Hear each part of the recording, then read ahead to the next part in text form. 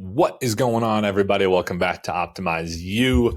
We are the podcast helping you optimize every single area of your life: health, fitness, nutrition, mindset, identity, literally everything, helping you reach the next level. And if you're new to the pod, first off, thanks for watching. Thanks for listening. Wow, that was a tough start. But make sure you subscribe so you don't miss our future episodes that we drop on Tuesdays and Thursdays. And also, all we ask for you from the podcast, if you are a listener, if you do enjoy the pod, just share it with one person in your life: coworker, friend, family member. It helps us grow the podcast. It helps us help more people, which is really the goal that Matt and myself have. And today, what we're going to talk about is tracking calories versus not tracking. So I do not like tracking, and so I, more intuitively eat. And Matt is kind of more on the tracking side of things. And so we're going to kind of just talk about ourselves, how we navigate that, how you can choose what's best for you, and how you can navigate the world of figuring out just how to go about life with tracking or without tracking, and to still hit your goals. So first off, though, how you doing, brother? How's it going? Good, man. This is a cool topic. I like chatting about this one, especially because you and I can not only give insight from what we've experienced with our clients and things like that, and what we do as far as that regard, but you and I personally, we kind of do opposite things, and so we'll shed some insight on how you can be successful, really doing both. So this is a cool topic, man. How you doing, brother? I'm doing good. Yeah, I'm excited for this too because I want to just say, so I don't track currently. I don't like tracking, honestly. Kind of hate tracking, but it is a great tool.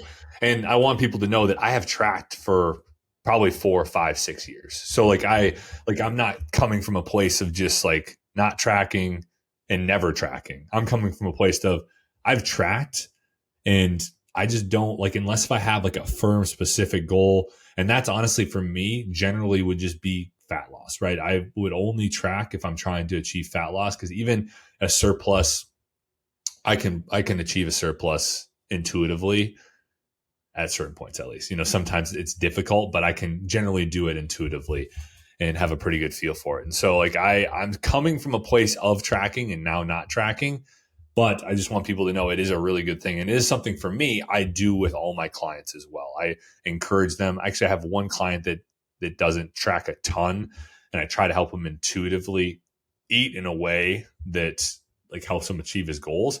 That aspect for me is a lot harder.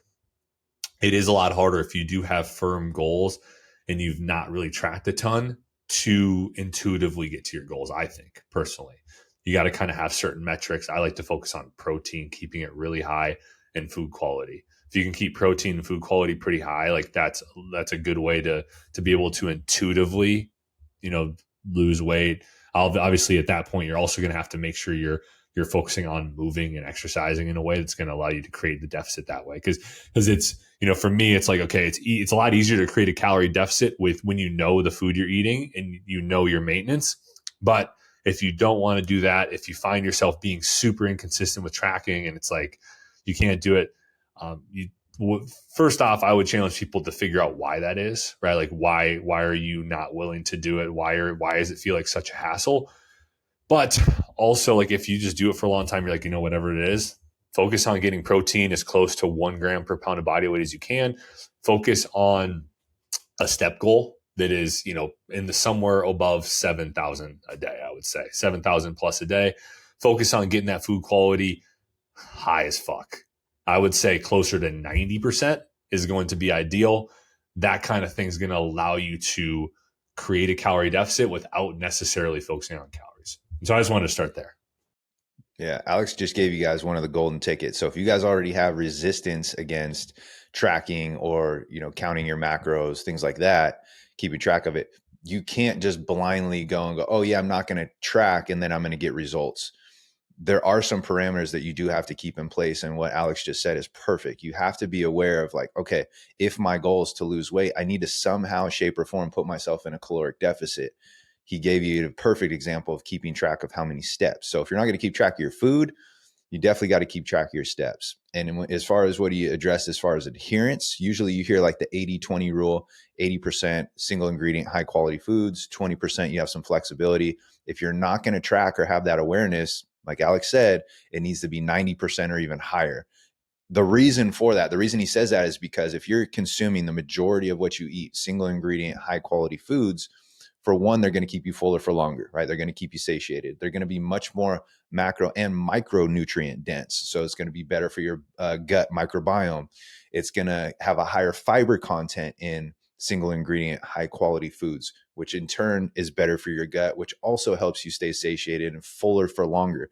The problem is if you start throwing in too much processed foods and you start swaying your percentages to like a 60-40 or a 50-50 or 20-80 versus 80-20, what happens is your mind is going to be triggered to want more of those highly palatable processed foods, which makes it extremely difficult to not overeat in those circumstances. And so again, this is addressing people who want to be in a caloric deficit, who are trying to lose body fat more so specifically.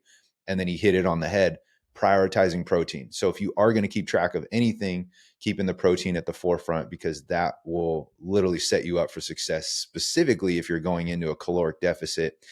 Because remember, weight loss and fat loss are two totally different things. So we want to sustain as much muscle as possible as we're losing weight, so that the majority of that is body fat. We're not just losing lean muscle. If you're not paying attention to protein, it's going to be very hard to sustain that lean body mass. So like Alex said, you can go 1 gram per pound of body weight. If that is excessive for you right now, you can even go goal body weight if it's a little bit easier for you, but at least give yourself somewhat of a ballpark there to kind of shoot for and work towards. I'm somebody, however, that I love to track, and it's become so second nature. I've done it for so long now.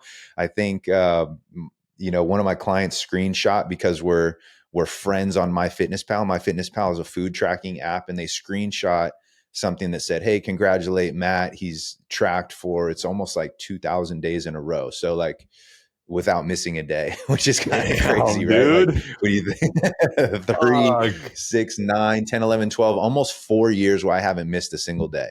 So I'm on the opposite side of the spectrum. I'm a little insane with it, right? So not to the point where it detracts me or it's a problem, or I like, for whatever reason, if I didn't have to track, I totally could. And I've not tracked complete days too, I'll be honest, right? But I've at least tracked something in there every single day, right? For like almost the last 4 years now, which is kind of crazy.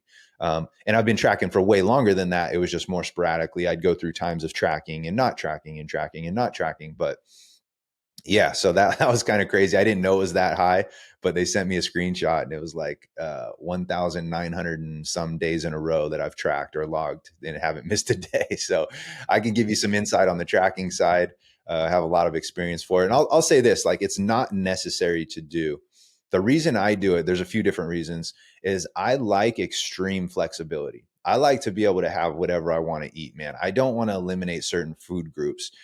I also hold a certain standard for myself as far as body composition goes and health. And so for me, I like to know the answers. I like there to not be any gray area for me. So if I have bloating issues, or if I have some excessive weight gain, or if I have, let's say my protein's not where it's supposed to be, and I feel like I'm not getting as full as I feel like I should, any little thing or little nuance like that, I prefer to know the answers versus just taking the wing it approach, which I've done it before, right? I've taken the wing it approach.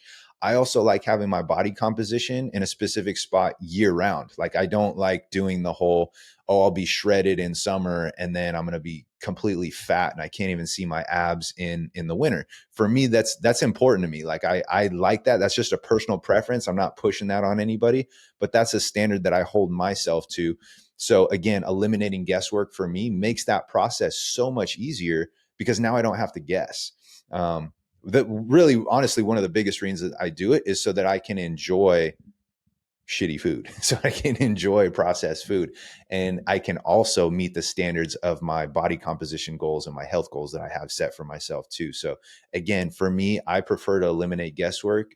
Again, it's not required for people, and I don't require it for everybody in my program either. But I will say that if you want to know answers and you want to eliminate guesswork, and you haven't developed the skill like how Alex has yet, right? Like, Alex has tracked for a long time. He's hyper aware of what his body needs. He's also got a lot of muscle mass on him too. So, take with what we're saying with a grain of salt, because he's going to have a lot more flexibility than somebody who's extremely overweight and just has resistance towards tracking. So I wish I could give a blanket statement to everybody and be like, hey, you know, if this is you, track. If this is not you, then don't track. But each individual is so different and they're all nuanced.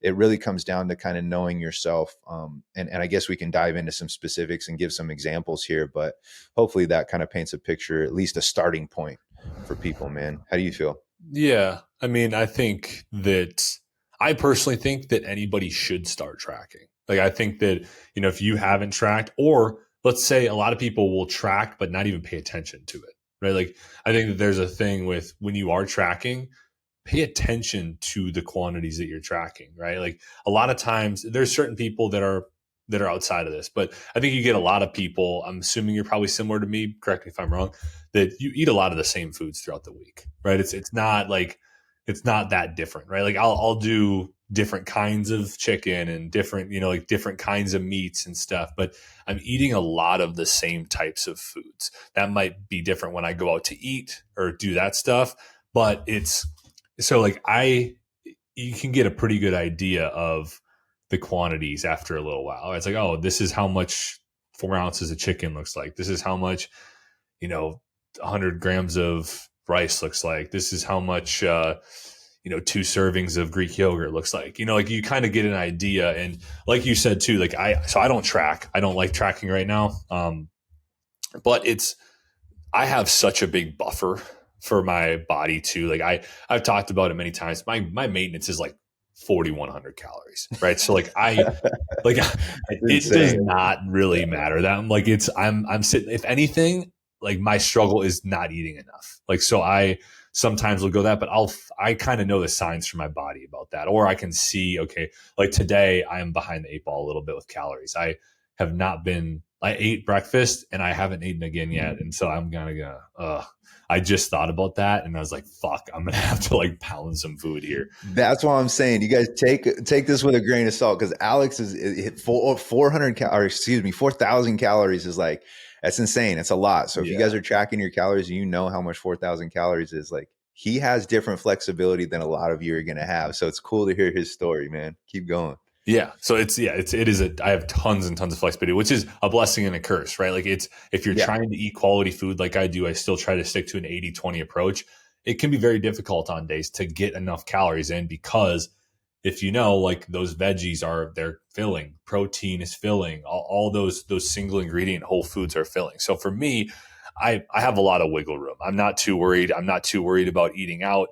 If I'm eating out, sometimes I'll just, peel back some calories earlier in the day, right? Like, my meals are so big, going from maybe 1,000-calorie meal to like a 700-calorie meal is a pretty easy move to do. And so I'll just kind of do a little bit of that, or like have maybe half the breakfast, or like, it just delay my first meal a little bit if I need to.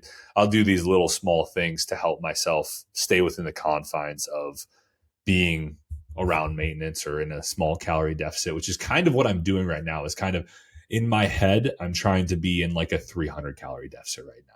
That's kind of what I'm trying to do. I'm trying to lean out a tad bit. And so that's kind of where I'm at. But it all starts with the tracking and being aware. I think it's just such a great tool for being aware.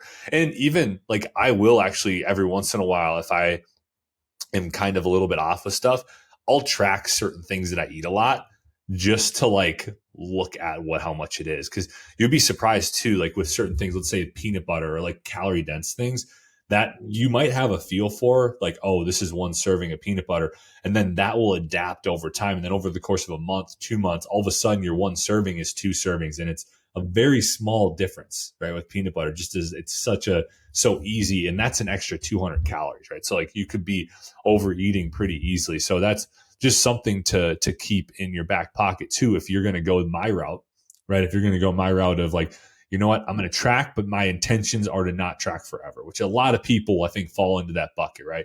Matt, you're somebody who likes to track. You probably intend to keep tracking, it sounds like.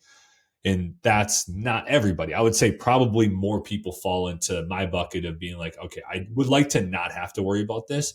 And so, like I said before, like my whole motto is, I know that I have room, right? So like if I had less room, like let's say my maintenance was in the 2000s, like the high 2000s, I maybe would track because I wouldn't necessarily have that wiggle room of just being like, you know what, like in the end, even if I eat 4,500 calories, it really doesn't even fucking matter that much, right? Like that's like, it's not going to do much to me.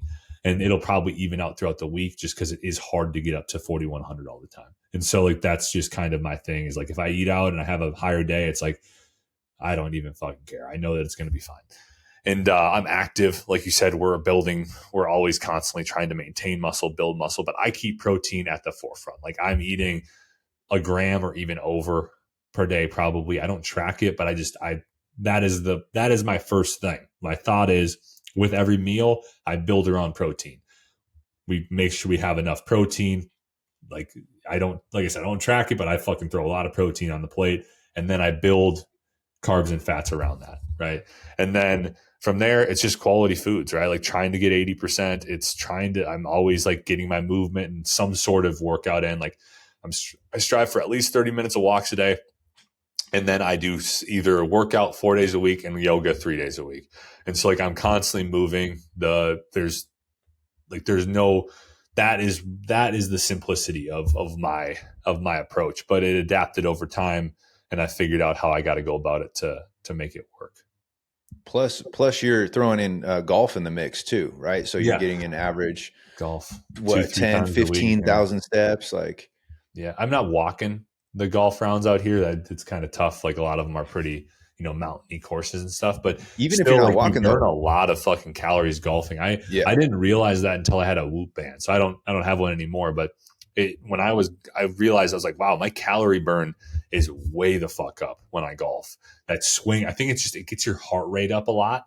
And so like, not only are you walking, even if you're not walking the course, you're walking from the cart and back a lot to take shots. And, sometimes you'll walk up to the green, maybe be like, hey, take the cart up. I'll just walk up. Like, so you are getting steps, but it also, I think it just keeps your heart rate up is why I think the calorie burn is more and why it's a little more taxing on the body. So yeah, I'm very like, it really is for me, like as simple as I prioritize the shit out of protein as much as I possibly can. I try to eat 80% whole foods. I I fucking am active as fuck. Like that is what I do, and I know that is going to keep me in good shape. It's just a matter of for me the struggles come in with sweets, but that's like I mix those in. That's my 20%. I try to mix those in throughout the week. I don't keep them in the house generally. I go out and get them, and that helps me to not go crazy and to not binge on those things, and also like it just makes your life a lot better. I've gone through the phases of really heavily restricting some of those foods in the past, and it was just like it was stressful. Like for me, it was an extra stress of like trying to like control everything. Like it just we're never going to be able to control everything. Like just know when you go out to eat and when you like it's like with tracking too. Like right, it's that's a lot of the question. I'll kind of put it on to you like people are going to have questions and I'm sure you get this all the time with clients is like, oh, well, what do I do if I go out to eat? Like, and I don't know what to get. Like, how do you kind of help your clients navigate those scenarios when they're trying to track? Let's say they're in a calorie deficit and they have like a week where they're going out to eat more times than normal. Like, how do you kind of help them with that? yeah, it's a great question, and it comes up all the time. And so each person, there's some nuance to it, right? So it's going to be dependent on what advice I give to that person. So, for example, if they're well into their caloric deficit and it's been weeks, like let's just say they're 6 to 8 weeks into a caloric deficit and they've had some good amount of repetitions here, some good practice, they've been very consistent with tracking, and let's assume that they're only eating out one time a week, and so it's going to be hard for them to track as diligently as they have up until this point. I just tell them not to worry about it and use their best judgment, right? A lot of these places when you go out are going to have calories on the menu, or you can use something similar. Like if it's like a mom and pop shop that they're not going to have, in your tracker in your MyFitnessPal, then you can use something similar and just use your best judgment. It's one day. You're not going to undo all your progress in one day. And what I recommend people to do is like in those scenarios, you mentioned something earlier too, plan and prep ahead of time. And a couple things that you can do is front load. If you know you're going out to dinner, right? Or you're going with coworkers or whatever it is, front load your day with protein. That's going to keep you fuller for longer for the majority of the day. And so that you can enjoy some of those foods and you don't have to eliminate like carbs and fats later. Like you can have some good dishes and just ballpark and give yourself some guardrails is what I tell people is like the best approach so that you don't have to be so strict, but you're also not just completely blatantly like not in control either and just going completely off the rails. So I say, hey, have some guardrails on as long as you prioritize and front load the beginning half of your day with some protein so that you're not just only eating carbs and fat. Like we want to make sure we're at least getting close to our protein target for the satiating effects of keeping you fuller for longer throughout the day, but also so you can enjoy some good food and go when you go out. Like you don't have to always get the healthy option, right? You can allow yourself some flexibility and freedom. And at that point, a lot of the times the food menu items are going to have calories on there. So instead of worrying about how many carbs or fats or proteins that's in something, just use your caloric budget. That's what I tell people is like, if you go into dinner and you have 1,200 calories left to spare, like you can get creative. You want to throw some ice cream in there, you want to get a dessert, great. Maybe that's 400 or 500 calories. If you want to get, chips and salsa, whatever, that's another 350, 400. Like you can get creative and fill it how you want. Don't feel like you have to just like eliminate these things. But I also preface that with, hey, let's use this as an opportunity to get some repetitions in to keep some guardrails on yourself. Like you don't have to go completely off the rails here. You don't have to go crazy, nor do you have to like exclude some of these things that you love either. Like I actually encourage you to have those things and include them because I know in the long run, that's going to set somebody up for success. So if it's a different scenario where somebody's like, they're eating out 3-4 times a week, that's a different conversation, right? Now we have to have a conversation around, okay, what's our ability to say no, right? And that's a skill in its own, meaning like, do you want to do these things? Do you prefer to eat out 3-4 times a week? Because you're also going to have to, it's where and how much are you willing to sacrifice, right? Like if you want these absolutely phenomenal results and you are expecting of this, it's very difficult to do that and then not track 3-4 days out of your week. It makes it very difficult. And so that's where it goes back to like, it really depends on the nuance, the individual, what kind of skill level they have. Now, is it impossible to do? No, absolutely not. For somebody like you and me, you don't even track at all. I could easily go out 3-4 times a week and know exactly what I'm consuming, at least pretty damn close. And I could still enjoy all the foods that I love. But that's because I've been doing it for over 10 years, right? Like, so for somebody else that's just brand new to a program and they're 6 to 8 weeks in, my advice to them would be more so around the conversation of, hey, do you have to eat out 3-4 times a week right now when you're going through a caloric deficit, right? Like 1, twice, like let's try to narrow that down a little bit. That's where that conversation would start. I'm not saying go 0, but let's try to change it from like 3 to 4 to like 1 or 2. So that would be the conversation. And the same rules would apply, like protein early and often in the day. Use your caloric budget at night as the best as you possibly can. Don't worry about being perfect on it, but at least give yourself a ballpark idea so that you can eliminate as much guesswork as possible. And lastly, like enjoy yourself. Like I want you to go out and not have to worry about it. So you mentioned earlier too, like if you know you're going to eat later in the day, chipping away at like, sacrificing some calories earlier in your day, you could totally do that to give yourself some more flexibility. Like maybe you eliminate a snack that you usually have, right? Or maybe you, instead of having, a higher calorie meal, you include more protein in there. So it keeps you fuller and it bumps your calories back down, or something with less fat, right, is going to have a lot less calories too. So there's a bunch of different ways you can do it. But I will say if we're just talking 1 time a week, somebody who has experience about like 6 to 8 weeks of tracking and they've been really good, I almost tell them just don't even worry about it, right? Like 1 day is totally fine. You can have that freedom and flexibility. And that's a mindset thing too, right? That's something that I want somebody to be able to have that freedom and that confidence of like, hey, one day is not going to make or break me. Like I was 6 days prior to this, I've been lights out. Like I'm not going to say you've earned this, but I kind of want to nudge the person in that direction. Like, hey, go and enjoy yourself. Let's use more of an intuitive approach. I want you to eat till you're satisfied. Don't gorge yourself and like, stuff yourself till you're sick, and just really enjoy it. And that's part of sustainability.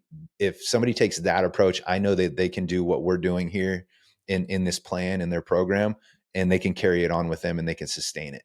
But if I'm sitting here as a coach and being like, no, you can't go out. You need to get every clean item on the menu. Like, you need to ask them in the back if they can weigh and measure everything for you. Like, just crazy stuff. Like, I'm not setting them up for success, right? That's not real life. So, I think it definitely comes with a balance.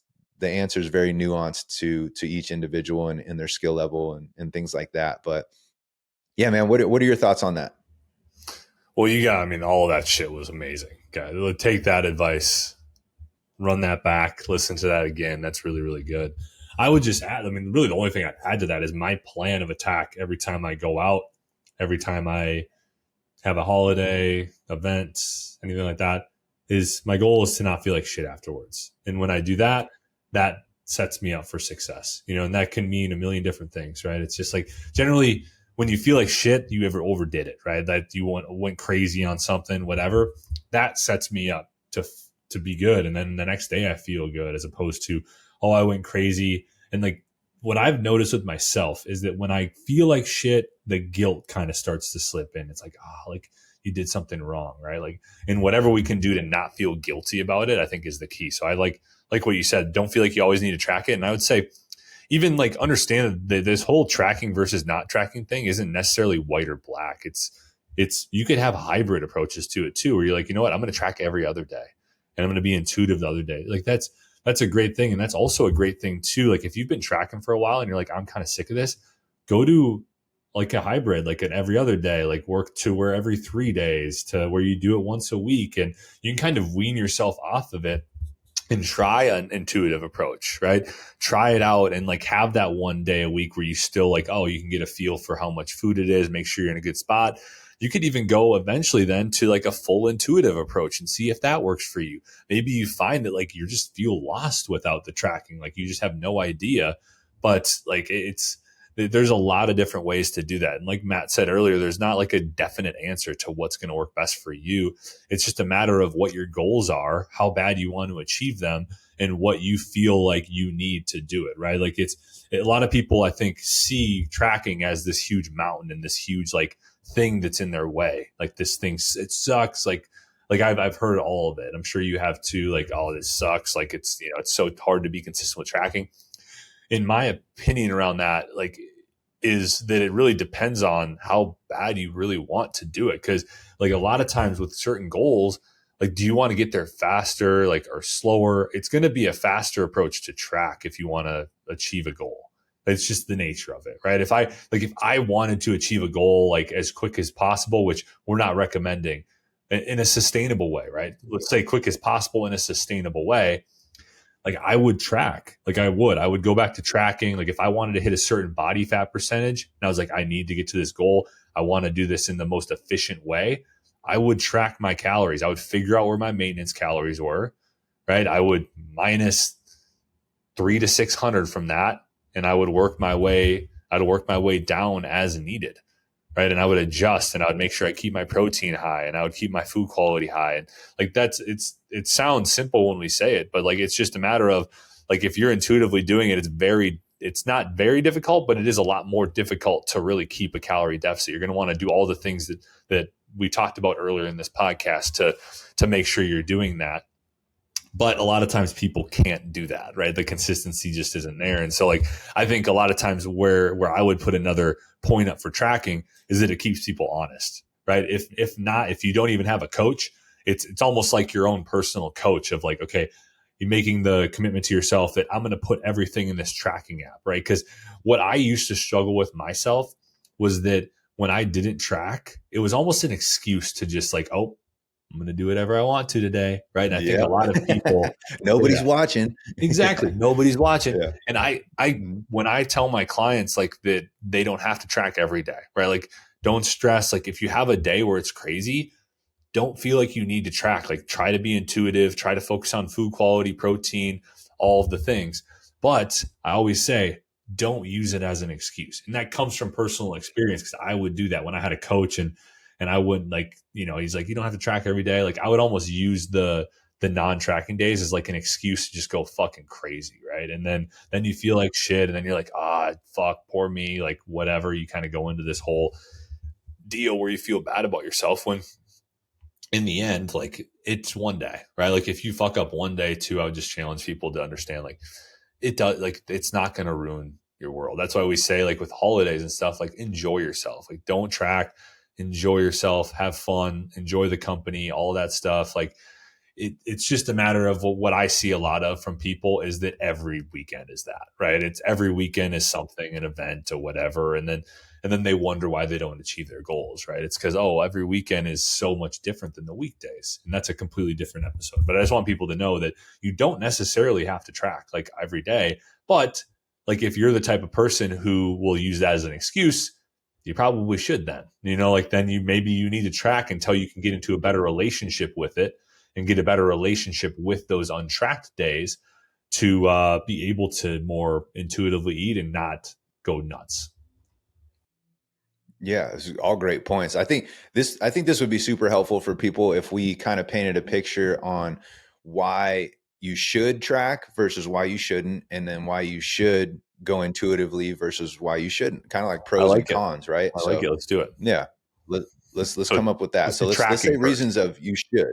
Okay, let's do Should tracking. track. Let's Should say track. should. Like should tracking. Yeah, let's do should tracking first. So Alex said a couple great ones right there immediately. So you should track if you're somebody who is very serious about their goals. Like if you want to get there efficiently, if you want to go, I'm not going to say in a straight line, but you want your path to be much more quicker, and in a sustainable way, like we talked about, but you want to eliminate guesswork. That's me. That's what I like. I like to do that. And I like to say, hey, let me eliminate as much gray area as possible so that I can kind of check off nutrition as one thing that I don't have to worry about. And then I can worry about other factors that I need to improve. For me, a lot of times it's like sleep and hydration, focusing on my workouts, like things like that. But I know my nutrition is taken care of. And so I can absolutely check that box, especially if I'm in a diet. I know for sure with absolute conviction that I'm in a caloric deficit, right? And that's assuming that you're weighing and measuring everything and it's precise, everything that you're consuming. If you put it in your mouth and you use it as fuel, like it should be in your app, boom, right? You're going to eliminate guesswork. So that's one big reason I feel like that if you're on the fence or you're trying to decide if you should track, that's one for sure. What do you got, man? Yeah, and I just to kind of reiterate what I just said as well is that if you are somebody who uses the non-tracking days as an excuse to go crazy, you probably should track until you get that mindset sorted out. That's what I would say. Is not necessarily you have to track forever, but like clearly there's a mindset thing going on there where we got to start figuring out like what we got to dive deeper into that mindset struggle that you're having when you don't track, right? So then that's a thing there where maybe you do half days, right? Like, or you like track half the day or whatever it is, like kind of slowly give yourself that room and start to get yourself into a better place. That's a great point. Yeah. Yeah. I would say you also should track if you've never tracked before.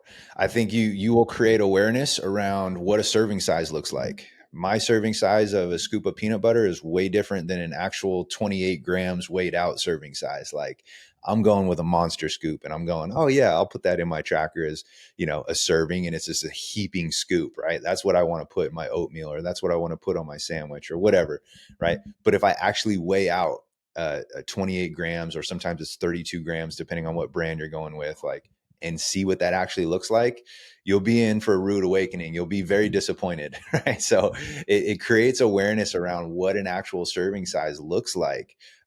So that if you have trouble in your head and you're telling yourself like, okay, I am tracking, but you're not actually measuring, you're not using a food scale, you're not using, any viable way a way or means of getting an accurate answer here, you're going to confuse yourself because you're going to be like, oh, but I am tracking, but I'm not losing weight, right? It's like, well, you're not tracking correctly. You're not tracking the exact amount that's going into your body. You're just saying, like, just because you scooped a huge old heaping scoop of peanut butter, you're marking that as the 28 grams in your tracker, which is only 190 calories. You just scooped 350, 400 out of there. Right. And so that's what I mean by it. It eliminates gray areas for you. If you're somebody who has been struggling and you don't know what serving sizes look like, I heavily suggest, again, not forever, but you need to do it consistently so that you understand what serving sizes of different foods look like when they're properly measured out. Yeah. No, that's a huge one. And I would just say, I mean, I don't know if I have too much more, but one thing that comes to mind is kind of it's almost off of your first one around like if you want to more efficiently get to your goals. If you're not tracking and you're trying to achieve a certain goal and it's just not working, you're not seeing the results you want, then you should track, right? Track, figure it out.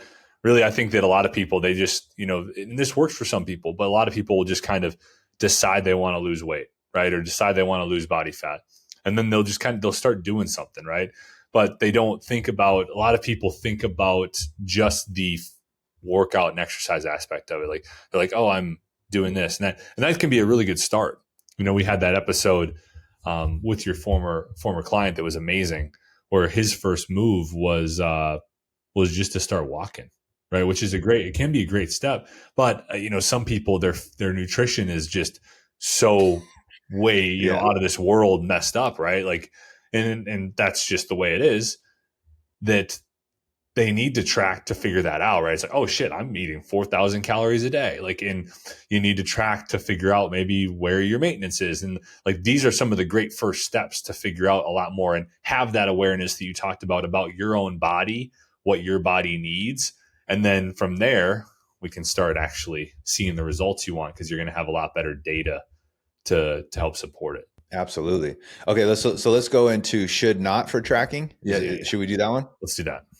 Okay, so the reasons you should not track or measure your food is if you have had previous anxiety, social stressors or pressure from this before, and you've tried it before and it's like completely derailed you mentally, right? Like meaning that you're a person that has to deal with bigger issues there psychologically. From the tracking perspective, it just makes things worse for you. You have the ability to do it, but you just have previous experiences. There are ways that you can work through that, but I would say, tracking isn't an immediate thing that needs to be addressed right away. Like you have some psychological stuff that we could work and progress through, and that, Alex or I, if you were our client, we would guide you through. So I would say you should not, if that is you. If you have highly, super high anxiety with doing it, it stresses you the hell out. Because again, we want your journey as much as possible we want to mitigate stress. Stress is going to be inevitable, but if that's something that's contributing to your stress, there are other ways that we can go about doing it. So I would say you should not track if that's the case. Yeah. And to add on to that, like just obsession with it becomes a thing that's kind of the same category. But that was me for a while. I was obsessed with it. But a lot of that was due to restriction too, because I was like I was trying to restrict the shit out of my calories because I had binged, right? So I was in that restrict and binge thing. It became obsessive for me. Like I was constantly in my fitness pal, like switching things around. I was setting up the later in the day. It was constantly top of mind what I was going to eat next. That a lot for me came down to making sure I was eating enough, right? I wasn't eating enough during those days. And so my mind was constantly on food. It was constantly on tracking and shifting those calories around to meet my crazy goals. And so that's just an add on to that. And I'd say like as well, like if you're somebody who, you've tracked for a while, you have good awareness and you just want to focus on maintaining what you got, that can be a great thing. Like it can be a great like way if you just like, you're like, I don't like tracking that much. Like it's taking up a little more space in my mind that I wanted to, and I'm just going to focus on maintaining. That's a great place to start trying to work on the intuitive approach as well. Cool. So why should we intuitively eat? Why should we do that? So let's go over that. Some good ideas from that. So I think you should intuitively eat, meaning don't worry about tracking. If you're a person who has experience from tracking before, right? If you have your repetitions and you got those under your belt and you know what a serving size looks like, I think that's a huge reason of why you can gradually, and I encourage my clients too, we progress them to that. But it most of the time it has to be, there are, of course, there's individual cases, but I'm saying majority of the time that usually has to be earned, meaning that very similar to Alex's scenario, he tracked for years before he started going intuitively, right? And he's able to sustain and keep his results because he has so many repetitions under his belt of what a serving size looks like, what his entire caloric intake looks like across the board, calories, carbs, fats, proteins, everything consistently, and how he's manipulated his body with extreme intentionality. And for that, he has deserved and earned the right to go, okay, I can take a more intuitive approach here. I don't necessarily have to track everything. So I would say you should, if you've already tracked things, that you should go and learn how to do it intuitively. That would be the Yeah. first one. Yeah, and I guess I thought we were already doing that. So I had the one of like kind of just maintaining. If you want to maintain, you already have the self awareness. Really, if it's obsessive for you, or if it causes more stress than good, then you probably shouldn't track. You should focus on more intuitive, focus on more of that food quality, protein, movement side of things as well.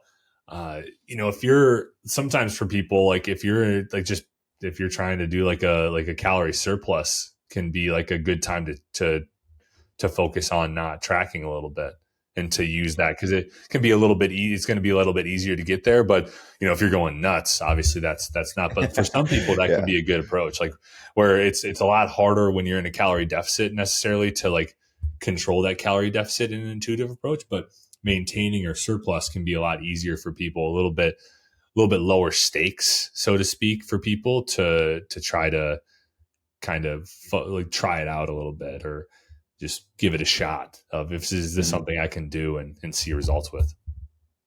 Yeah, I think you should also intuitively eat if you want to learn what a balanced meal looks like. And by balance, I mean like equal carbohydrate spread across your plate, carbohydrate. You got some fats on there, you got some protein on there, you got some good high quality veggies on there. So meaning you're somebody who wants to prioritize single ingredient, high quality foods, then you can put way less emphasis on tracking, because it's going to be extremely hard for you to overeat. So you can lean more towards the intuitive side if you're somebody who also wants to prioritize how they feel. So if you feel a certain way and you're like, okay, I'm going to focus on eating very minimal, if any, processed stuff, because I want to feel amazing. I want to feel great. I want my energy levels to be higher. I want my performance to be higher. I want to get better quality sleep and be less restless and irritable when I go to bed at night. Like if all those things are your priority and you just want to really maximize health, I would encourage that person like, hey, there isn't really necessary a reason for you to track precisely. Like,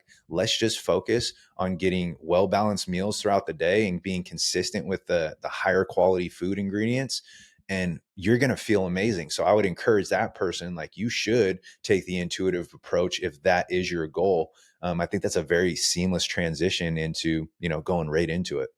Yeah, I think that's good. And I honestly don't have anything else to add on to that. I think that's Let's go should not. a good list. Well, I mean, like, in the end though, isn't like should not going to just come on to like what we talked about with yeah, should not. Yeah. Like it's just going to be, if you're shit in the bed and you're like, man, I'm struggling. Because that's what, like, I guess in the end, it was like, why should you track? Why should you not track is kind of the only ones that we needed to do. But it's good though. I think this is good. A great list. And they really, like, in the end, figure out what works best for you guys. Like, that's the end. Like, figure out, hopefully this helped you to determine if tracking is a good point. If you're new to it, we highly recommend tracking to get a feel, get a little bit of awareness of what's on your plate, of what you're normally eating, of the different quantities of the foods that you eat on a regular basis. Because that's going to set the stage. If you're trying to lose body fat, definitely track it, unless if it's just like something crazy. And like I said towards the start, like, really address that with yourself too. If you're like having so much resistance to tracking, address why that is. Like, because really, if you do really want to achieve your goal and you want to achieve it efficiently, sustainably, all that stuff, tracking is only going to help you. It's only going to help you once you want to maintain it as well. So I don't track, but like I said, I have tracked tons in the past to get to this point of not tracking. So in my mind, the first step is to track, and then, achieve the goals you want to achieve while you're tracking, and then be able to maybe, if you don't like it and it doesn't work for you, or like, what, I want to try not tracking, ease your way out of tracking in slow, increments. You don't have to go from, fully tracking 7 days to 0 days. It's probably not a great approach. Try doing it every other day, and then every third day, and then once a week. And then, eventually you can work your way to maybe once every other week or whatever, to at least have that day in there where you can kind of get a feel for it, and then give it a shot and, be honest with yourself. I think that's one of the forefronts of of this podcast is really just be honest with yourself. You can't lie to yourself, right? And so like, is it working? Is the intuitive approach working? Is the tracking working? If you're honest with yourself and you figure out how you work, how your body works, how your mind works, you're going to figure out an approach that's going to help you achieve your goals, maintain your goals, whatever you're after. So that's what I got. You got anything to add here, Matt, to wrap up?